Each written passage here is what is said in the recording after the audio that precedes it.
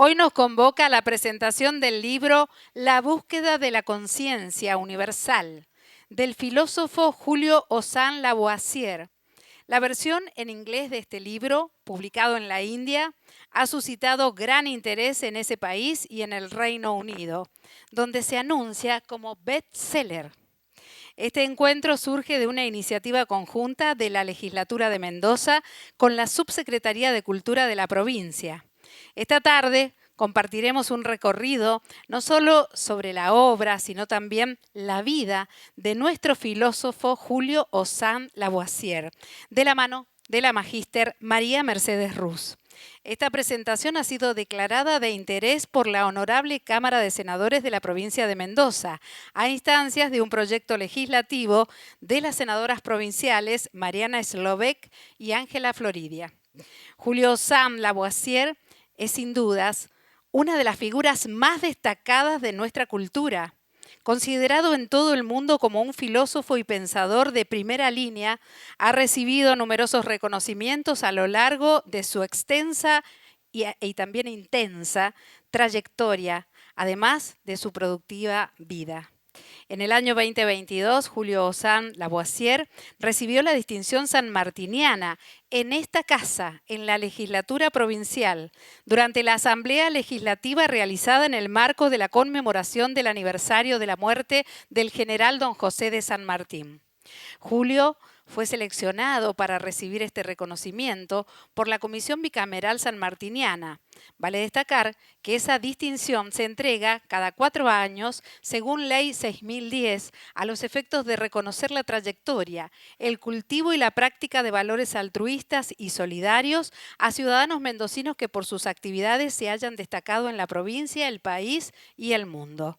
De esta presentación de este libro de Julio, La búsqueda de la conciencia universal, a 4 años de que fuera editado por primera vez en la India por una de las más prestigiosas editoriales.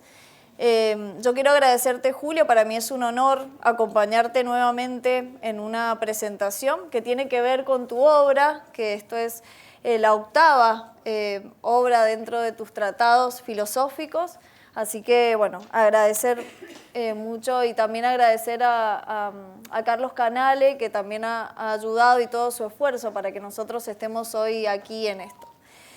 Bueno, presentar a Julio, que es de lo que yo me voy a encargar de alguna forma, también es presentar a su obra, y presentar a su obra es también presentar a Julio, porque él dice a lo largo de su obra que justamente su filosofía nace de su experiencia. Y esto me parece un dato sumamente importante que atraviesa toda su obra y por eso lo destaco. Justamente en esta obra que vamos a comentar, él dice que lo que no les ha ocurrido a nuestros filósofos es apelar a la experiencia, no por cierto al modo científico, sino a la experiencia directa e inmediata del espíritu de su objeto, lo trascendente. El filósofo necesita más de la poesía que de la geometría, amar antes que razonar, expandir el espíritu antes de dividirlo en pedacitos, vivir antes de pensar en la vida. Necesita, en fin, de experiencia espiritual.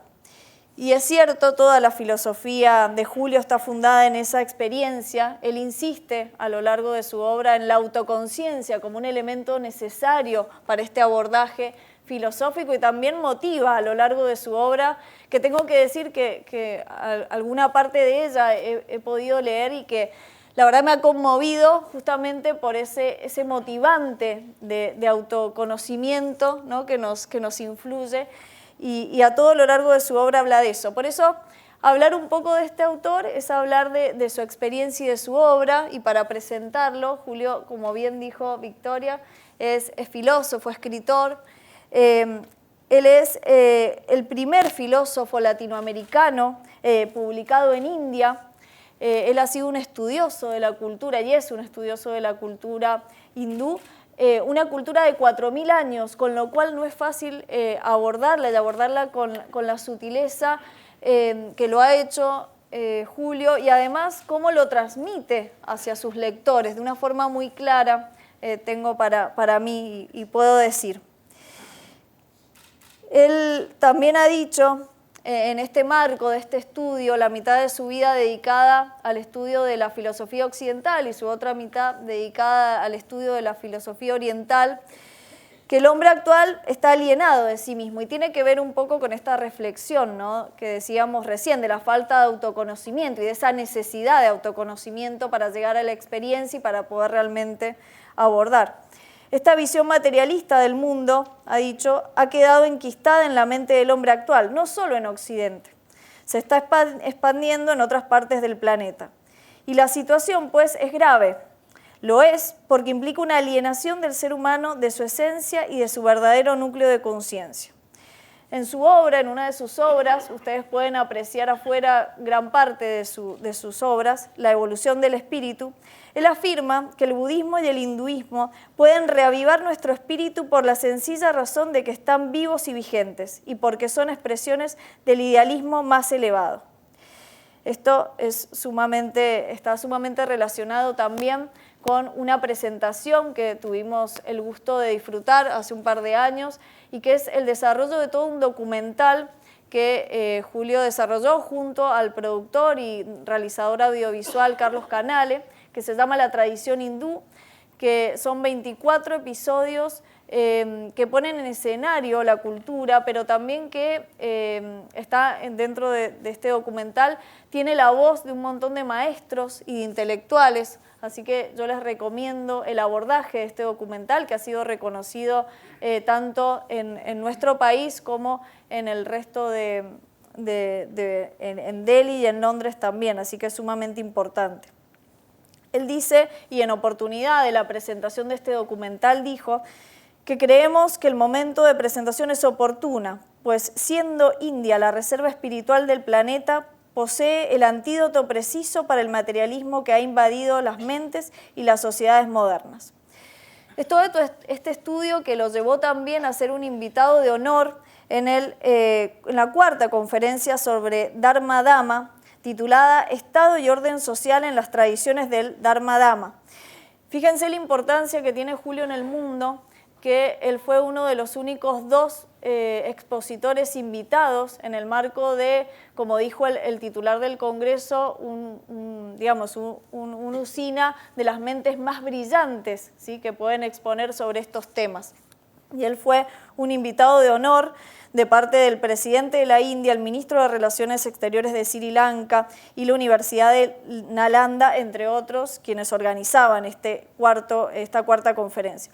Y particularmente este último libro, que justamente es el que presentamos aquí, ¿no?, La búsqueda de la conciencia universal, ha despertado mucho interés en Delhi y en Londres, y esto motivó también un congreso, que fue un congreso que se hizo justamente sobre el tema de la conciencia para tratar este tema, y el presidente de la fundación dijo que dicho congreso reunió justamente a los mejores para hablar de este tema, y este libro que ustedes pueden observar acá tiene el prefacio de Dalai Lama. Fíjense la importancia de un congreso que trató un tema que es objeto de este libro, pero que además tiene este prefacio de Dalai Lama.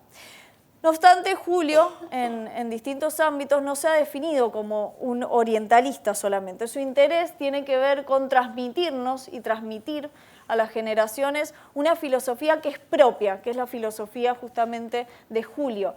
Y es propia porque justamente está atravesada por sus vivencias y por sus experiencias particulares.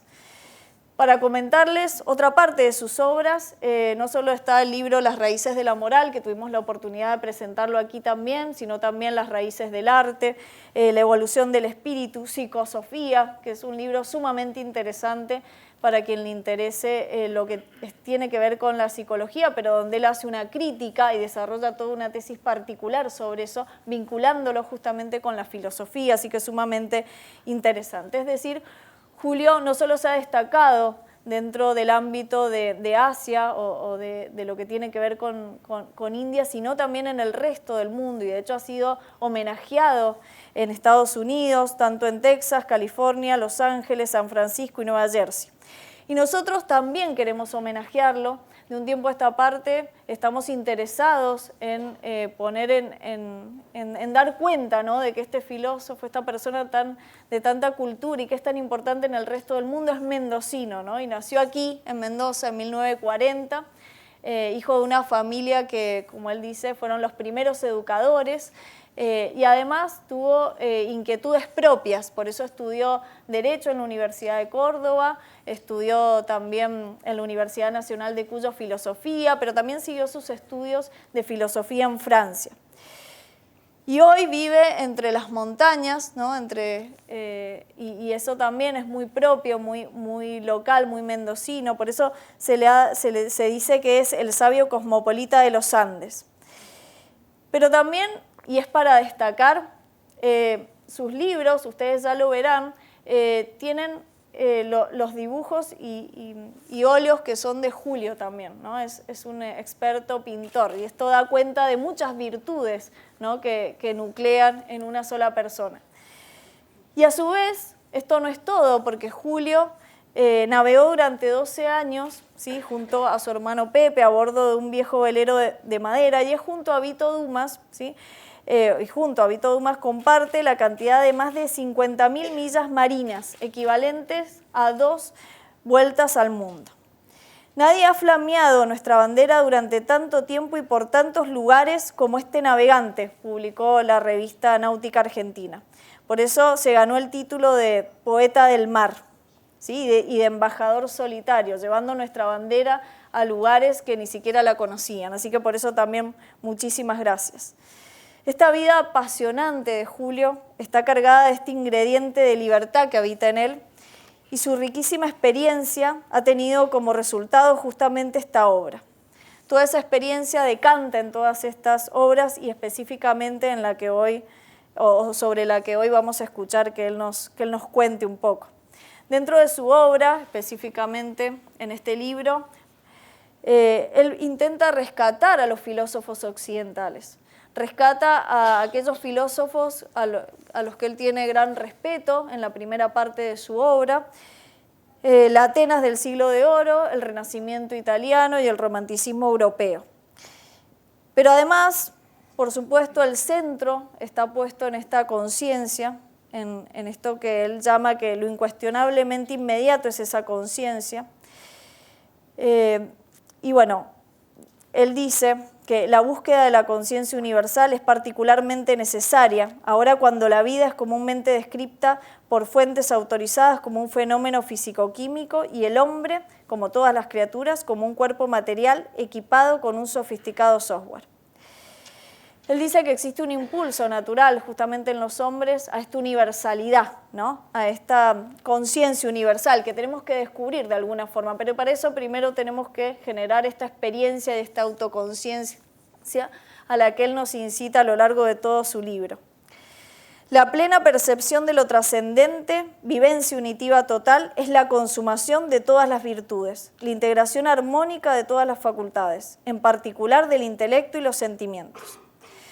Julio presenta a través de esta obra todo un sistema filosófico propio, que son estímulos para despertar esa conciencia, que nos va a permitir pasar, como dice él, de la supervivencia a la vivencia, del estado de necesidad a la felicidad, del estado funcional al estético y del material al espiritual. Él mismo define a su filosofía como un idealismo vital, y tiene algunas críticas interesantes a lo largo de su obra respecto de Hegel. Las ideas, quiere decir las esenciales o fundamentales, las que conciernen a la filosofía, nacen de experiencias vividas, de vivencias que, cuando se las intenta construir con razones, como hace Hegel y tantos otros en Occidente, se edifica un castillo de naipes con ideas huecas que no le sirven a nadie porque no hablan de la realidad. Bueno, en definitiva, quien quiera abordar su obra se va a encontrar realmente con una obra particular, una obra propia y absolutamente creativa, que además los va a abordar y los va a interpelar, y creo que ese es el mayor, digamos, la cuestión más importante para destacar dentro de su obra. Por último, quiero comentarles que en su obra él se pregunta, bueno, ¿cuál es el sentido, ¿no?, de toda esta profusa escritura que hace? Y él dice, ¿por qué hacer esotérico un conocimiento tan íntimo y privado en épocas tan decadentes? Y entre algunas razones que él da de por qué escribe y por qué quiere transmitir su obra, dice, porque estoy al final de mi vida y sería un desperdicio llevarme este conocimiento conmigo a una realidad donde reina el silencio. Mis conclusiones no son más que faros hacia los que cada uno debe navegar en el inmenso océano del espíritu, haciendo su propia experiencia como navegante, haciéndose cargo de sus circunstancias internas. La filosofía se ocupa prioritariamente del espíritu. Las ideas del filósofo tienen su origen en la experiencia y no en la influencia de otros hombres. Por eso no son ideas demostradas, sino mostradas. Y de eso un poco se trata toda su obra, ¿no? Así que yo los invito a abordar su obra y sobre todo a escucharlo y a apreciar, como me ha tocado a mí, todo esto que él tiene para comunicar y que nosotros también transmitamos también su historia de vida y su filosofía, porque merece todo el reconocimiento de su propio lugar, de Mendoza y también de la Argentina entera. Así que muchas gracias, Julio. No, muchas gracias. Y ahora...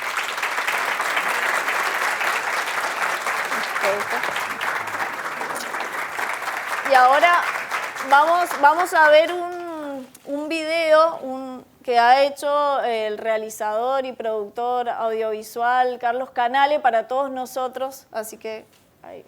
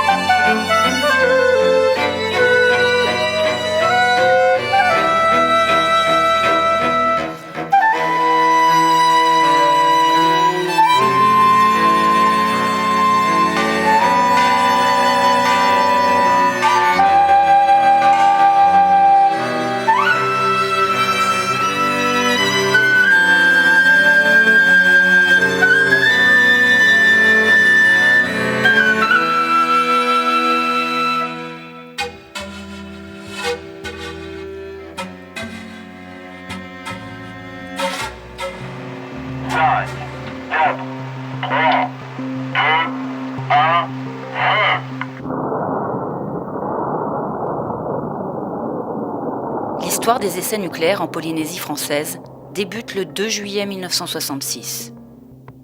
Ce jour-là, l'armée procède au premier des 193 essais tiré pendant 30 ans depuis les atolls de Mururoa et Fangatofa, situés à plus de 15 000 km de la métropole. C'est le général de Gaulle, en pleine course à la dissuasion nucléaire, qui a choisi les archipels du Pacifique pour accueillir cette expérience dévastatrice. Entre 1966 et 1974, la France va effectuer 46 essais à l'air libre. Ces explosions sont parmi les plus contaminantes du programme nucléaire français. Ce que ne raconte pas la propagande de l'époque. Modélisation des nuages toxiques à l'appui, cette enquête dévoile comment les autorités françaises ont tenté de dissimuler pendant plus de 50 ans l'impact réel des essais sur la santé des populations. Comme l'illustre l'accident nucléaire qui a contaminé Tahiti un soir de juillet 1974. Le 17 juillet, la France teste sa 41e bombe à Mururoa. Nom de code, Centaure. Un demi-siècle après les premiers essais atmosphériques dans le Pacifique, les Polynésiens attendent toujours que l'État assume pleinement son héritage toxique.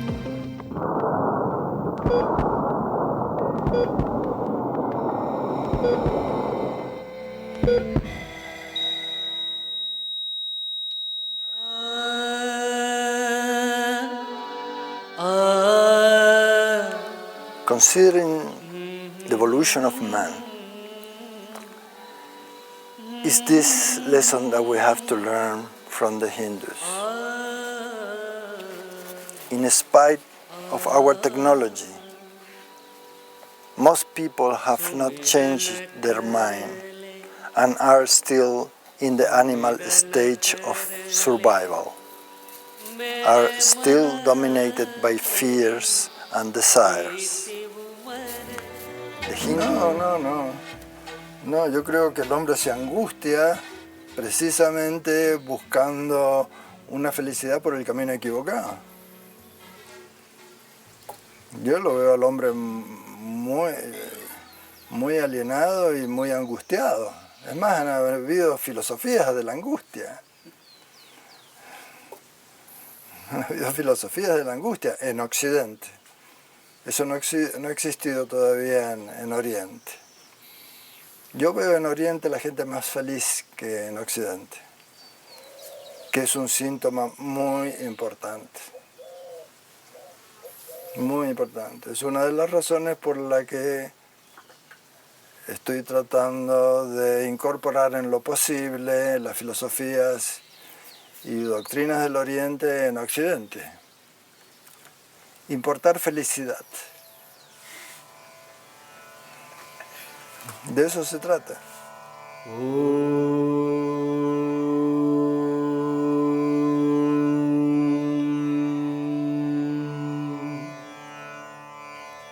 In the beginning of time, Brahman, the universal spirit, created the world. Not from nothingness or anything exterior to him, but from himself. The Hindus never forgot this beginning. Far from it, their main aspiration is to have that experience of the unity of all, to be like Brahman. The quest for this state of consciousness is the essence of Hinduism.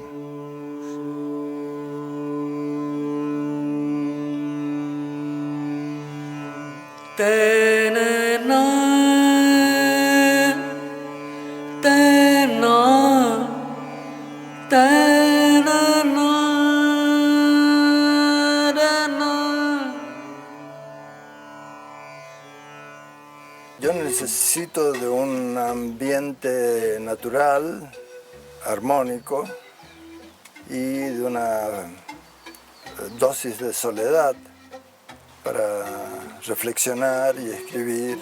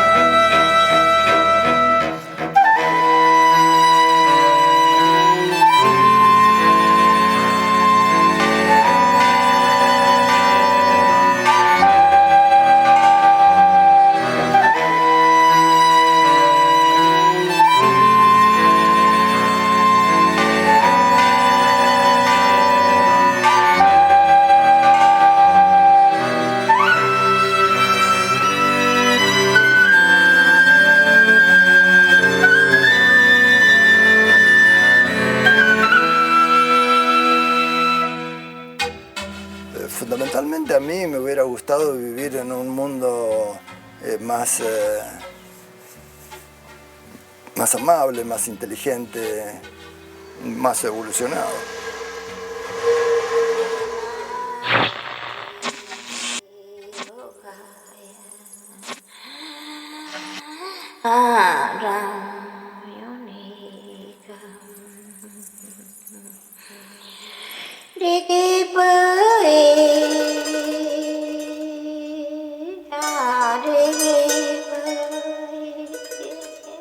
Mà rô ra bơi mì đi cô bơi mì đi cô bơi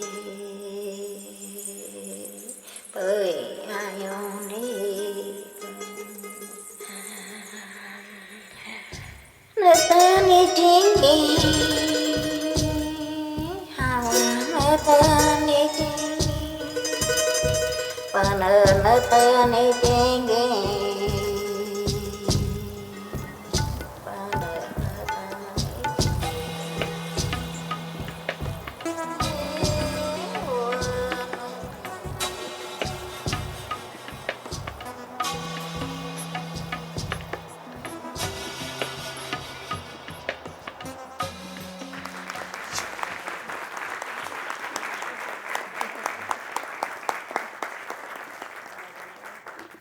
A continuación vamos a escuchar a Julio Ossán Lavoisier. Gracias, te tengo un micrófono. ¿Cómo? ¿Tiene ¿Tiene un micrófono? Bien. Sí, gracias.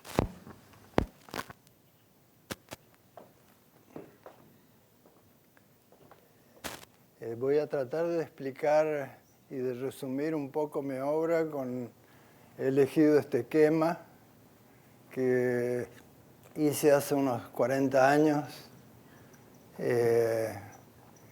que gracias a algunas experiencias pude precisamente superar la perspectiva en la que estamos encerrados, que designo acá como el ego. Yo agradezco mucho la introducción de Mercedes y el trabajo de Canale, pero quisiera que no haya un malentendido, porque puede haberlo, porque hay un culto a la personalidad en esta época que es uno de los grandes males que nos afectan. Y yo no quiero participar del culto a la personalidad.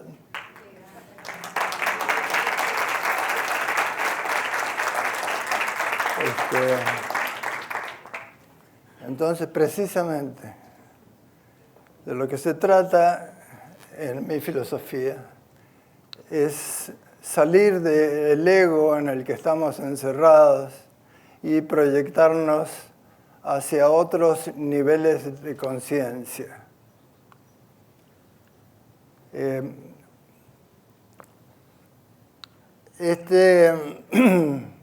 ego, tal como lo entiendo, se compone de razón, yo y memoria. Lo que es muy útil para conocer el mundo externo. Pero progresivamente nos hemos ido separando del mundo interno. Todo lo que voy a mostrar acá es el mundo interno, aunque a la gente lo que le interesa actualmente es el mundo externo. Entonces, toda mi filosofía se desenvuelve por tomas de conciencia. Sin tomas de conciencia no hay evolución en el ser humano. Tengo un libro que se llama La evolución del espíritu, que habla sobre esto. Es decir, que el proyecto es superar esta tríada de yo, razón y memoria. En este esquema vemos distintos planos del entendimiento. Así lo entiendo yo. El entendimiento ha sido expresado de distinta manera, la razón ha sido expresada. Los filósofos van cambiando su terminología, pero para mí el entendimiento comprende todo lo que podemos aprehender del mundo externo y del mundo interno. Es decir, son todos los planos del entendimiento.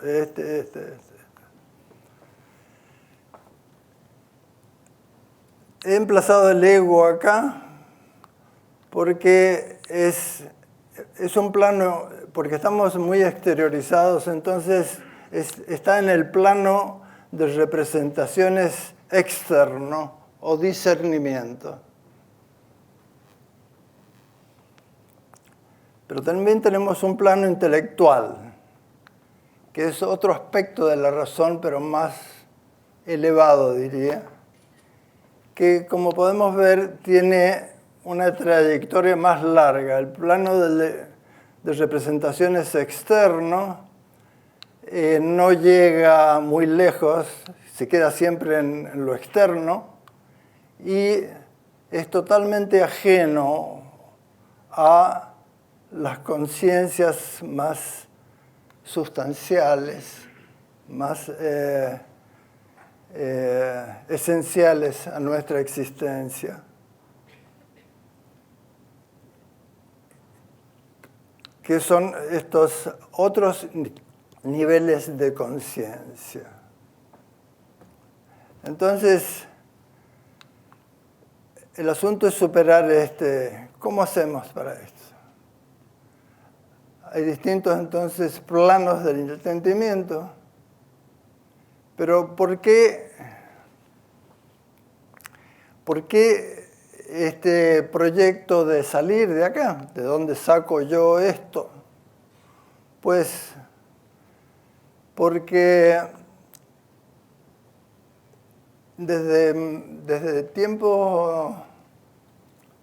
los tiempos de Aristóteles, el proyecto era alcanzar los primeros principios. Y eso lo hemos olvidado.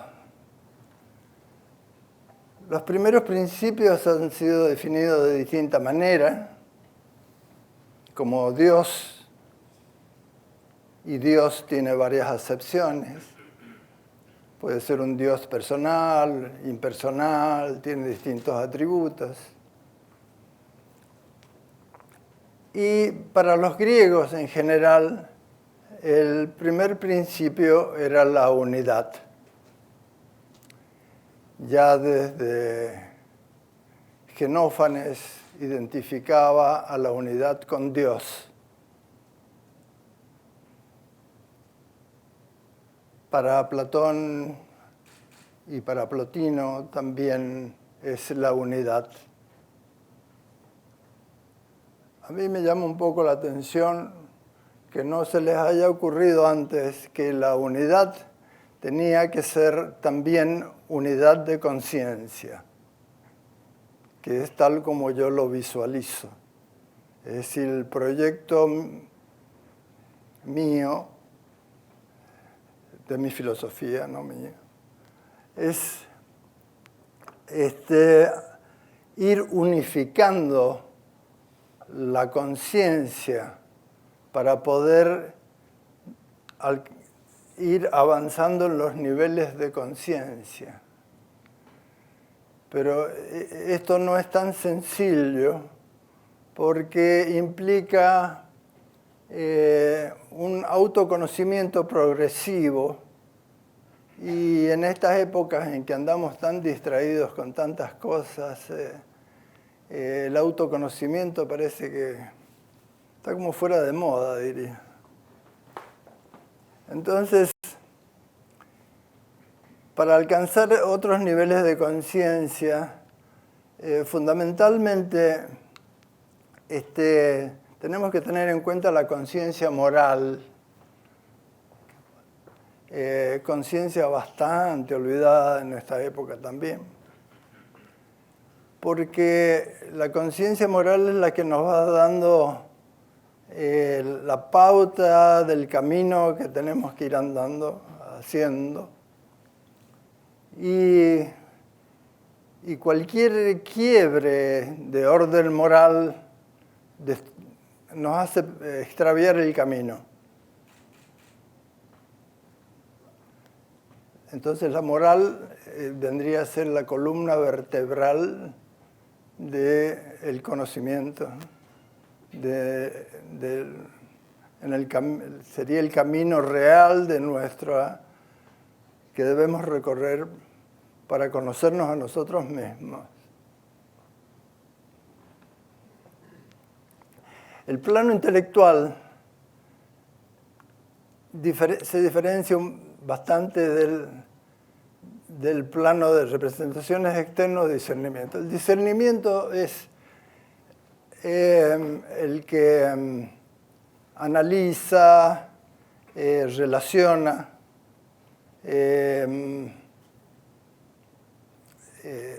junta, dispersa, es la lógica, es el aspecto externo de la mente. Pero el plano intelectual, como podemos ver, tiene otra proyección, tiene otra dimensión, pero que hay que ver ese aspecto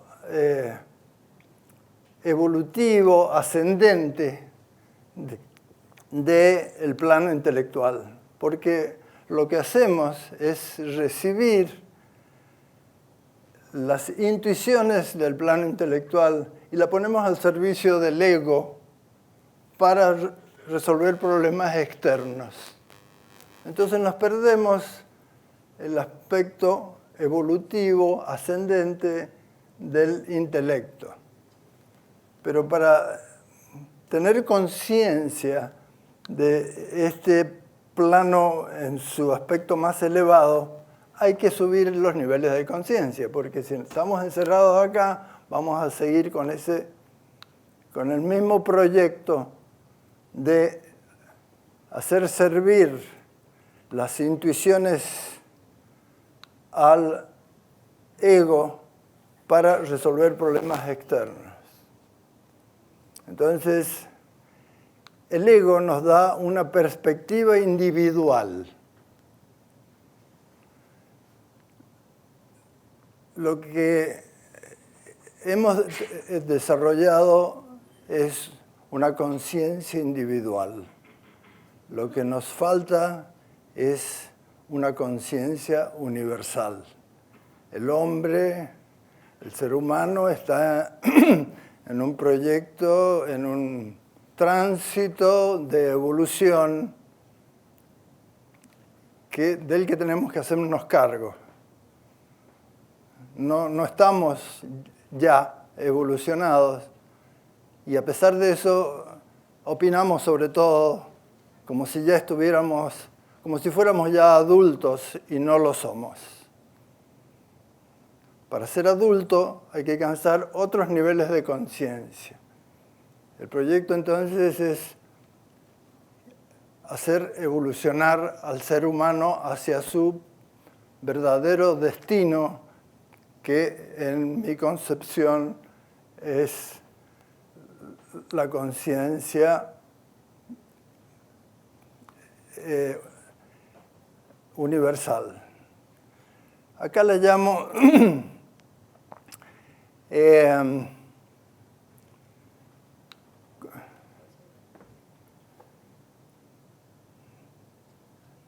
acá está.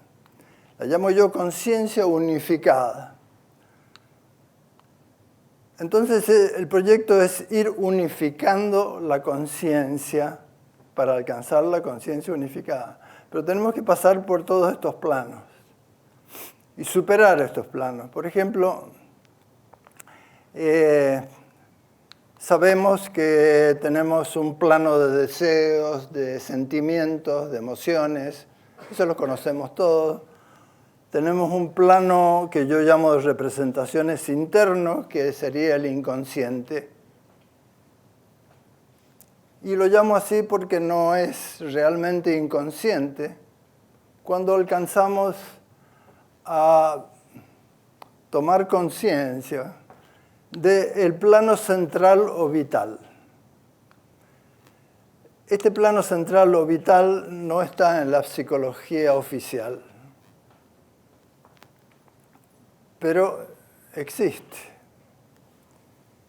Cuando con las percepciones externas de los sentidos, la percepción entra en el plano central o vital, pero inmediatamente, como si fuera un proceso eléctrico, pasa por toda la conciencia individual, pasa por los deseos, por los temores, sentimientos, pasa por el plano intelectual, pasa por el plano externo, y acá resolvemos lo percibido. No percibimos el plano central o vital porque es inmediato. También lo llamo de percepción directa. Los artistas suelen tener más desarrollado este plano porque ven directamente. Así, por ejemplo, de Monet se decía que tenía nada más que un ojo. Esto quiere, Cézanne dice eso. Es decir, que veía directamente. Y por eso es Monet, un gran artista. Porque se quedaba en este plano, no racionalizaba lo que veía. No pasaba por deseos, temores y todo esto, sino que veía los coquelicos, las amapolas, directamente. Un ejemplo. Casi todos los artistas tienen esta visión más directa. Pero es bueno que la tengan también los filósofos, porque este es el plano más directo hacia la conciencia estética, hacia la conciencia moral, hacia la conciencia filosófica y religiosa.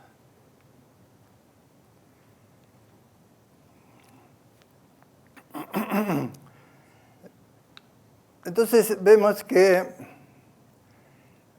el ego en realidad es algo que nosotros hemos creado.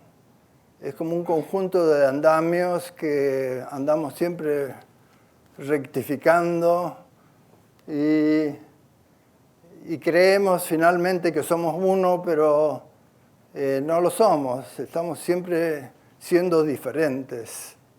Por ejemplo, si tenemos una pena, si nos ha muerto un amigo, descendemos inmediatamente al plano de los sentimientos y ya no estamos acá en el ego, sino que estamos sufriendo, la conciencia se ha trasladado. Lo mismo pasa cuando tenemos buenas ideas, con el plano intelectual nos trasladamos hacia un mundo de ideas más abstracto, o cuando somos más felices, vemos que no estamos. Cuando somos más felices parece que olvidamos un poco el yo. Y eso tiene su buena razón de ser, porque el yo y la felicidad no van nunca juntos. Otra razón para abandonar el ego. Entonces, vemos que el espíritu, así lo llamo, podemos llamar el observador, el conocedor, el cognoscente, si quieren, se desplaza. Y el asunto es subirse sobre ese núcleo de conciencia que se desplaza. Salir del ego y subirse en ese que observa al ego. Pues bien, entonces vemos que el espíritu se desplaza dentro de los planos de la conciencia individual. Pero también en las sociedades ocurre estos desplazamientos. En ciertos tiempos y espacio, lugares, ocurren como modas que ocurren por reacción a las generaciones pasadas, como contraste por las generaciones pasadas. Es todo un proceso dialéctico, que un poco largo de explicar, que tengo explicado en mi filosofía de la historia, pero que poco tiene que ver con la de Hegel adelante. Pero bueno,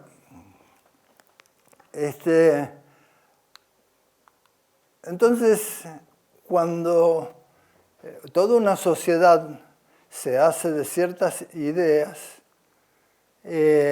ocurren movimientos culturales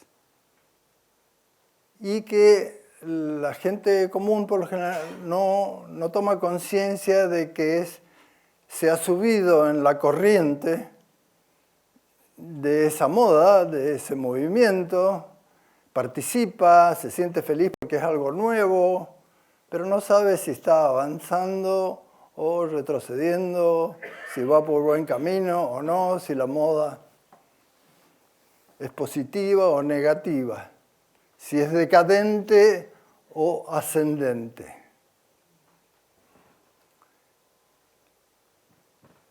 Por este proceso de exteriorización se producen las épocas de decadencia. El asunto es muy importante.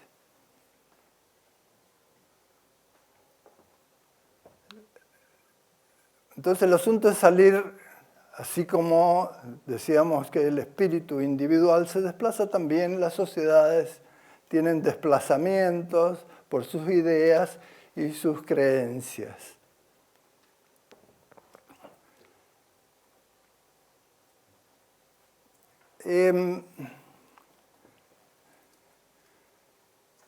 Entonces, a mi entender, hemos sufrido un proceso de exteriorización.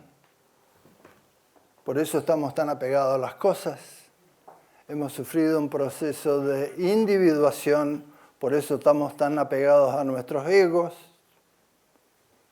Y hemos sufrido un proceso de alienación del que parece que no estamos conscientes.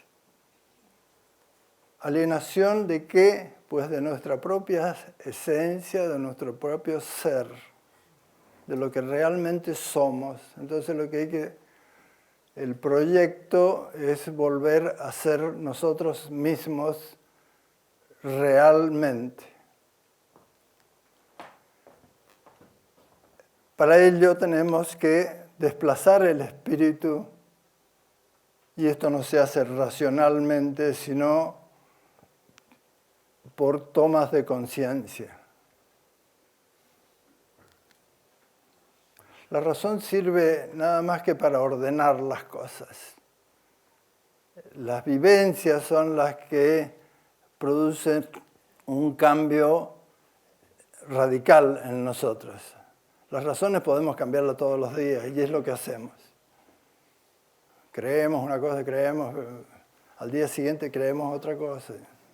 Entonces, pero cuando tenemos la certeza, la vivencia de una realidad, entonces hay una toma de conciencia.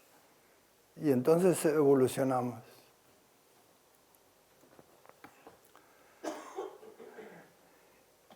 Pues bien, ha habido entonces un proceso de alienación y que hemos sufrido todos. ha ocurrido que de Newton en adelante, por su magnífica visión del universo, que fue algo que conmocionó al mundo, hemos creído que el método científico era el más indicado para todo. Pero resulta que no es así. Ese es otro gran error histórico. La misma filosofía ha intentado varias veces, y filósofos muy notables, ser científicos. Y resulta que estaba equivocado, porque el objetivo de las ciencias y de la tecnología es el mundo externo. Pero para el mundo interno no nos sirve prácticamente para nada todas las grandes invenciones de la ciencia. Yo lo siento muchísimo por los científicos, pero... Entonces, y eso nos ha afectado a todos. Incluso, como decía, los filósofos se han subido en este vehículo y han querido explicar los asuntos del espíritu con las facultades externas. Es decir, han aplicado un método, el método científico, a los asuntos del espíritu. El método ya está equivocado. Pero aparte de eso, y más importante, aunque íntimamente relacionado, es que al adoptar ese método, adoptamos ciertas facultades mentales que responden a ese método. Y ahí está el problema. Estamos usando facultades externas para conocer el proceso interno, para conocer el mundo del espíritu. Entonces, hacía falta un método diferente y otras facultades mentales para entender este problema. Y siguen, van ahora con el quantum y no sé qué 8 cuartos, quieren explicar el asunto interno, el mundo interno. No lo van a explicar nunca porque es otro fenómeno, otro elemento. Es un elemento espiritual. No tiene nada que ver con las matemáticas, ni con la física. Entonces, yo me vi precisado a crear otra psicología, que he llamado psicosofía, porque tiene un fundamento filosófico. Es decir, no es una psicología que intenta explicar la filosofía como todas estas psicologías trascendentales que han salido ahora con influencia del Oriente y todo. Nada que ver. Lo mío tiene un fundamento filosófico y utiliza la psicología, una psicología particular, que utiliza otro método, un método espiritual, que he llamado unitivo. ¿Por qué? Y porque tiende a unificar la mente. Entonces, este método unitivo no tiene nada que ver con el método científico, pero nos acerca hacia las conciencias que están más cerca de nuestra esencia, de lo que nosotros somos. Y como ha afectado a tantos, no ha afectado solo a las ciencias, sino también a los filósofos, lamentablemente. Entonces, vemos, por ejemplo, todos, el que se ha acercado un poquito a la filosofía sabe, por ejemplo, que el existencialismo decide transformar, es decir, revertir esta búsqueda de la esencia y se aplica a la existencia con prioridad a la esencia. Eso es un producto de la alienación del espíritu. Nos hemos acercado más a la existencia y nos alejamos de la esencia.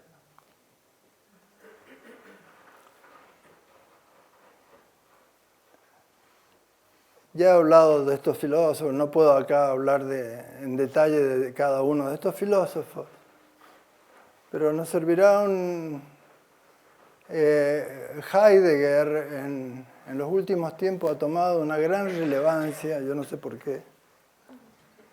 Y basta decir que este señor dice que en Occidente nos hemos olvidado del ser. Es decir, después de los presocráticos hasta él, los filósofos han olvidado el ser. Yo, en mi experiencia, después de hacer este esquema, he observado que no es así. Yo no sé cómo puede decir que Spinoza, por ejemplo, se ha olvidado del ser. Parece que Heidegger se olvidó de Spinoza. Pero he visto otros filósofos que también he comentado. En este libro he comentado estos filósofos. Por ejemplo, bueno, vamos por parte. Kant, por ejemplo,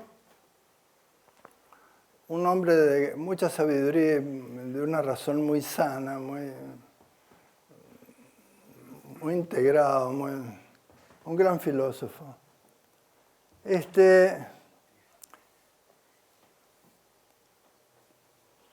Tiene una intuición. Tiene una intuición sobre lo que él llamó ideas a priori, que son las de tiempo, espacio y causalidad. Esto es muy elemental en filosofía, pero es muy importante.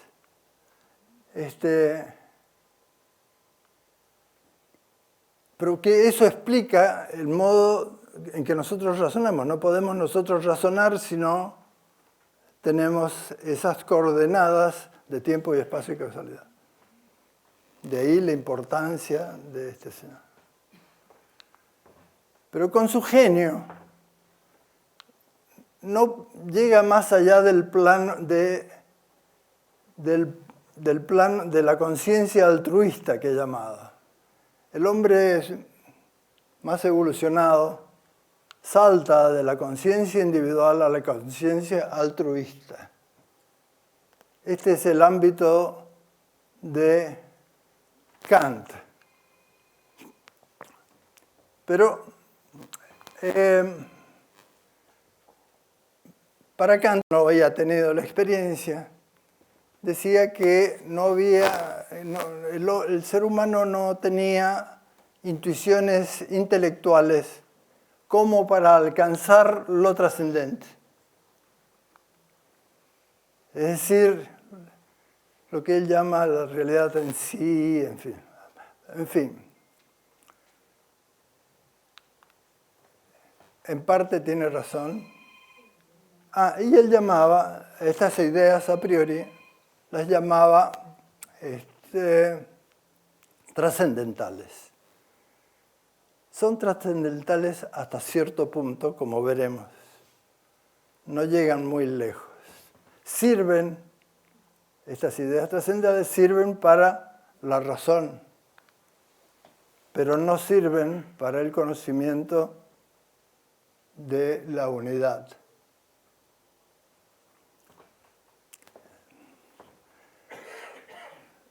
A ver,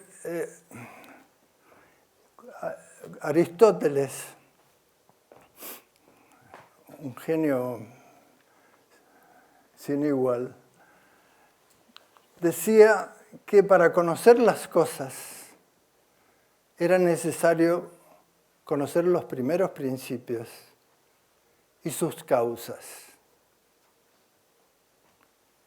Eso no lo han oído mucha gente y muchos filósofos, porque los principios y las causas de las cosas están en lo trascendente. Entonces, en lugar de aplicarnos a las cosas y desde las cosas tratar de entender, el proyecto es llegar a los primeros principios, a la unidad, a lo universal, que es el proyecto de Aristóteles. Entonces, decíamos que Kant había llegado hasta acá y que creía que no había posibilidad de trascender este aspecto, la razón.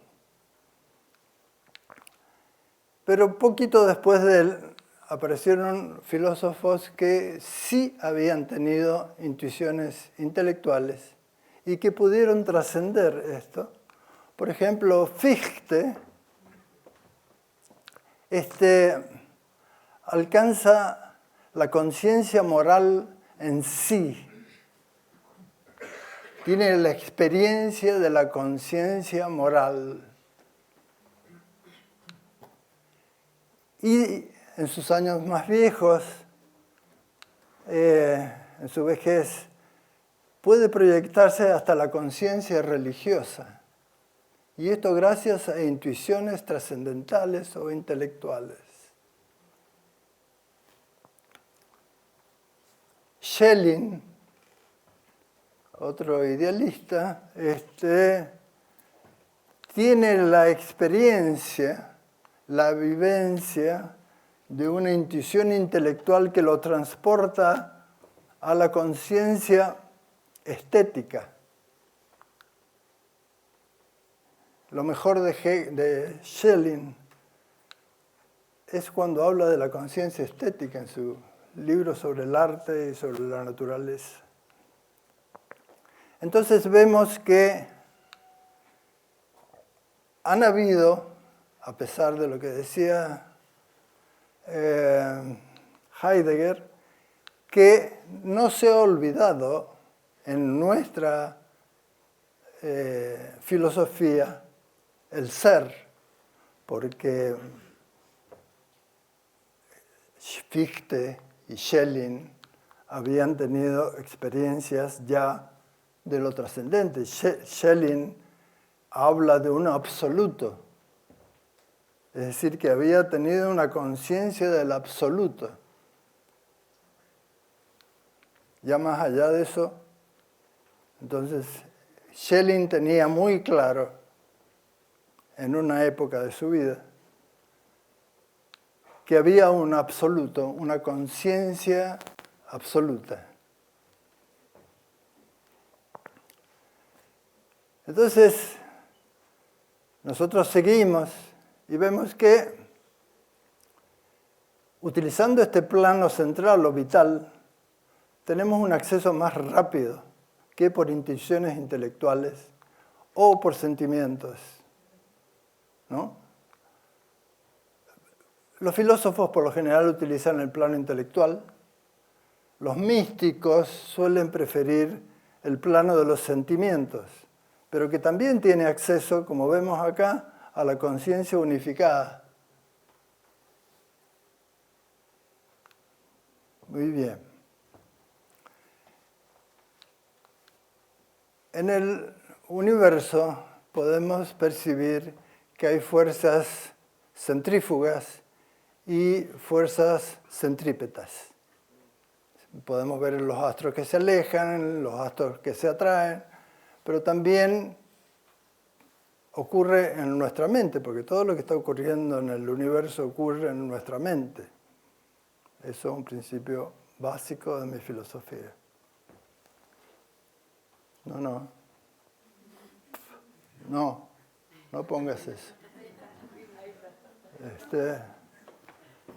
Entonces, En el proceso nosotros percibimos estas fuerzas en nuestra mente, en nuestra conciencia.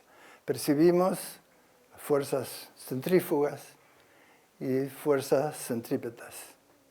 Incluso podemos ver que hay personas que son más extrovertidas y personas más introvertidas.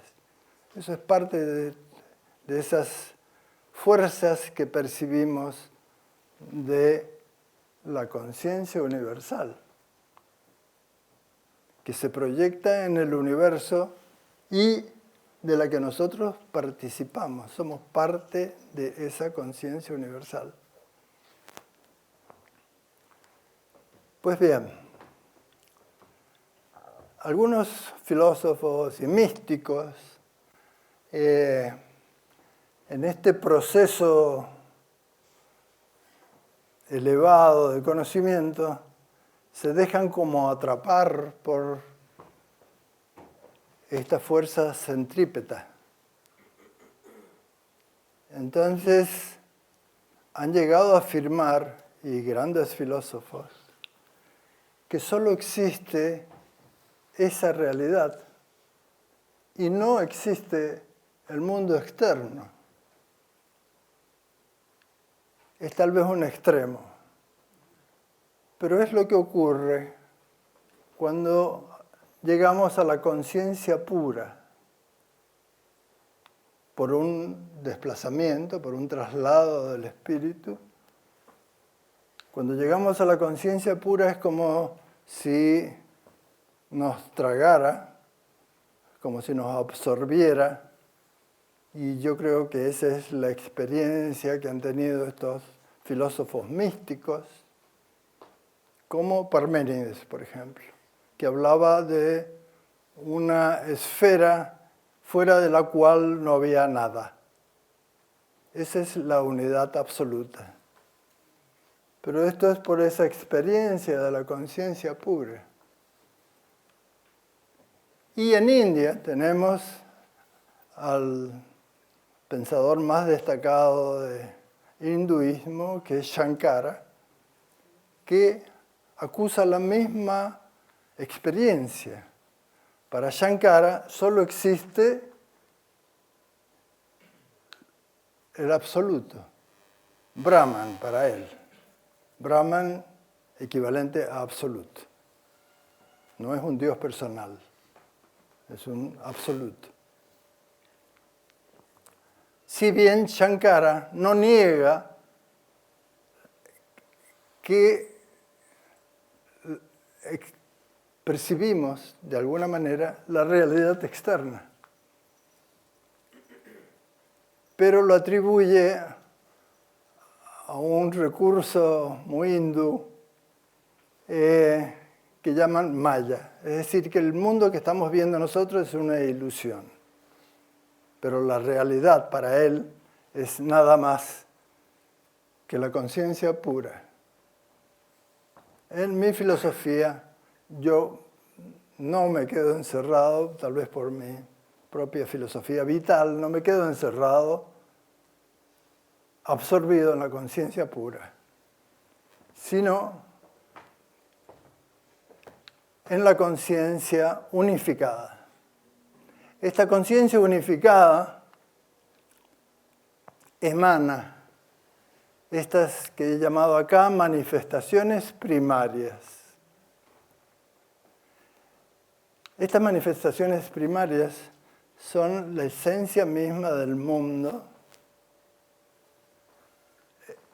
La esencia es la sustancia espiritual de todas las cosas.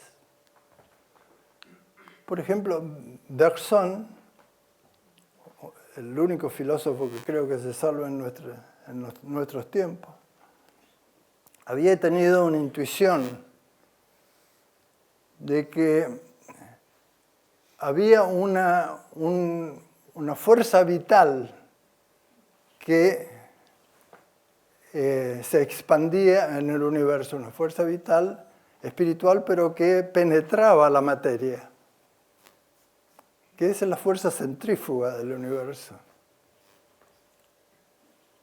Esa es una manifestación primaria. Otra manifestación primaria es el amor, por ejemplo. El amor es una fuerza que todos pueden, aunque en esta época ya no sé si se ha quedado fuera de moda también, pero todos han percibido de alguna manera. Y es una fuerza que tiende a unir de una manera muy sutil, muy amable, a relacionar. Y eso se puede ver en el universo y podemos, afortunadamente, percibirlo en nuestra mente, en nuestra conciencia. El amor es una fuerza que percibimos. Otra manifestación primaria es el orden. Tenemos la necesidad de ordenar las cosas. Creemos que, bueno, que no puede estar un plato arriba del otro. Pero hay una fuerza universal que nos llama al orden. Y ese orden tiene mucho que ver con la conciencia moral.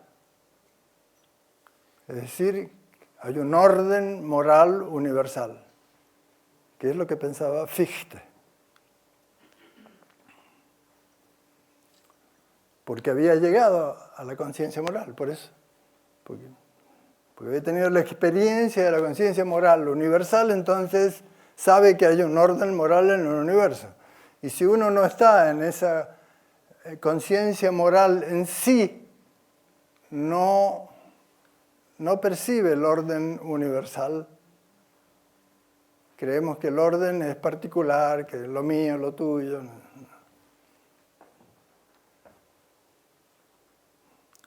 Otra fuerza o manifestación primaria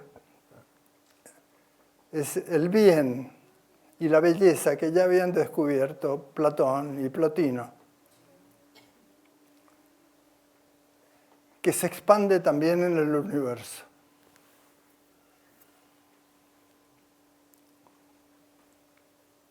Entonces, esas fuerzas primarias, esas manifestaciones primarias son, diría, como el alma de todas las cosas, lo que le van dando fuerza y vida a las cosas. Y, por supuesto, que ya lo olvidaba, una manifestación primaria importantísima es la inteligencia instinto, que no lo separo porque para abarcar a todos los seres vivientes, a todo lo que vive, desde las células más pequeñas hasta los seres más evolucionados, participan de una inteligencia instinto. Entonces, estas manifestaciones primarias que emanan de la conciencia unificada, que conocemos porque desde la conciencia, que no imaginamos desde la razón estas cosas. Yo no estoy imaginando nada. Yo no estoy demostrando nada. Yo estoy mostrando, tal como lo veo.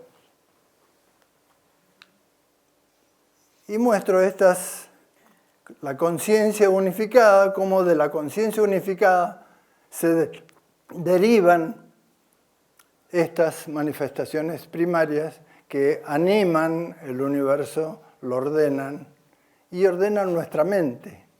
Por eso es tan importante que nos conozcamos a nosotros mismos para conocer nuestra proyección universal, nuestra conciencia universal.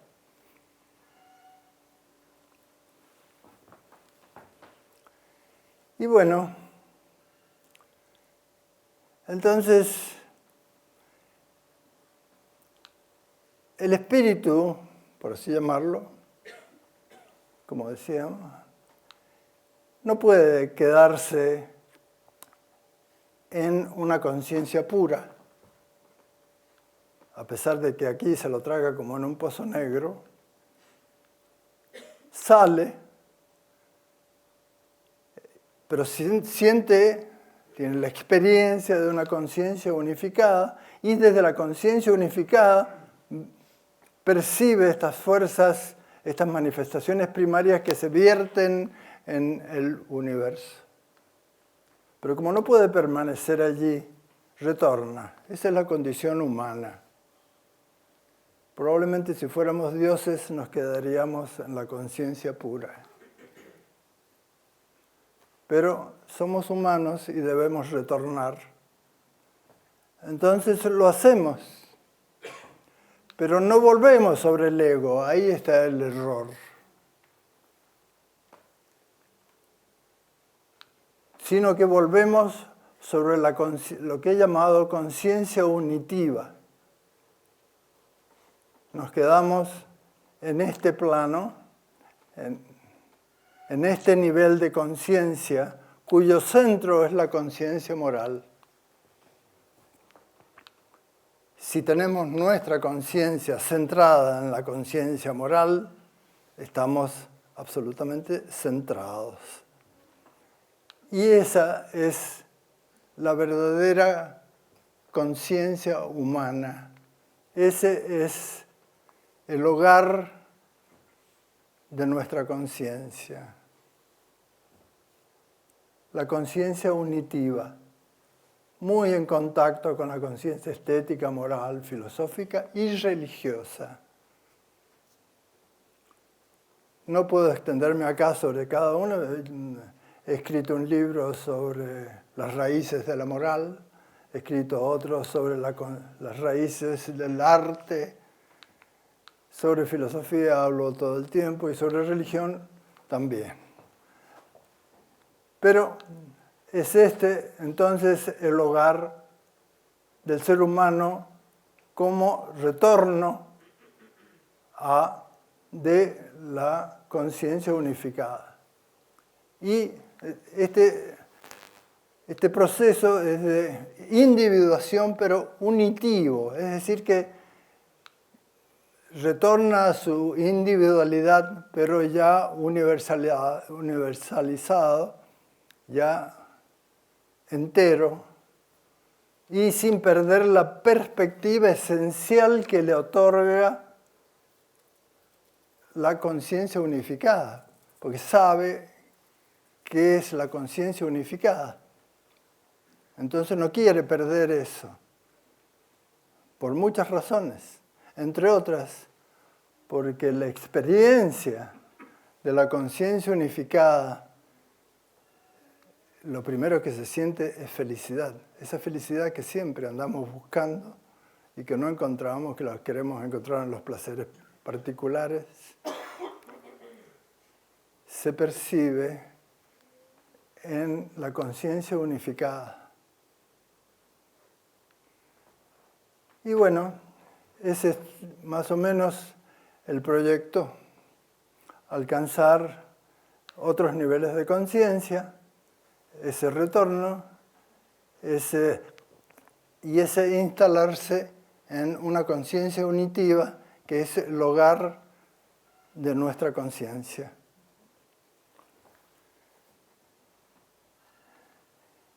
Pues bueno, y eso creo que es lo que puedo resumir acá. He sintetizado muchísimo.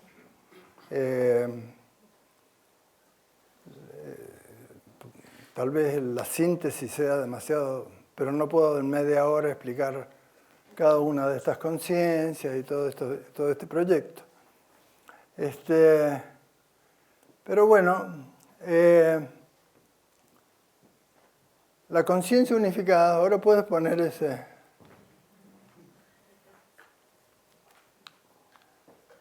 La conciencia unificada, entonces se proyecta en el universo.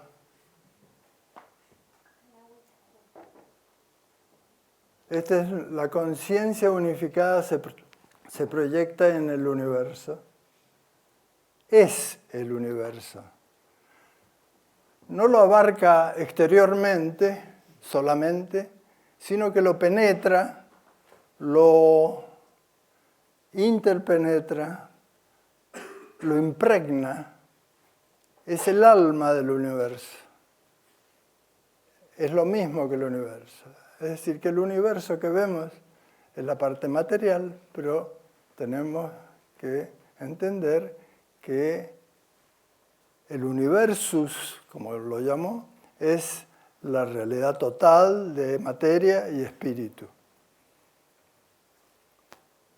Así pues, de esto trata el librito este. Y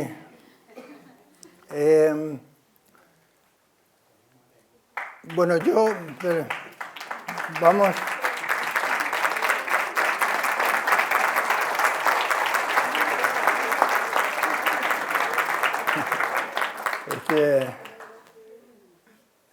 Claro, yo les he dado nada más que una carta marina, una carta náutica. No es lo mismo leer una carta náutica que navegar. Entonces cada uno tendrá que recorrer, hacer este recorrido en el amplio océano del espíritu. Pero esa es la experiencia de cada uno. Lo único que he hecho yo es proveerles una carta marina. Y es una aventura que vale la pena. Y creo que es la aventura más apasionante que puede intentar el ser humano. Y se lo dice una persona que tiene experiencia en aventuras. Así que, bueno, yo les deseo muy buena suerte en esa búsqueda de la conciencia. Un fuerte aplauso para Julio Ozan Lavoisier. Lo dejamos, quédense por favor allá arriba, vamos a invitar justamente a Mercedes Ruz, nuestra ministra, también a Diego Gareca, a la senadora Slovek, por favor, para hacer entrega del reconocimiento. Un fuerte aplauso para él. El agradecimiento por su presencia y también por el recorrido que hemos hecho a partir del trabajo que ha realizado la magíster Mercedes Ruz en la presentación de este libro. Muchísimas gracias a todos por su presencia. Les recordamos que siempre son bienvenidos a la Legislatura de Mendoza. Muy buenas noches.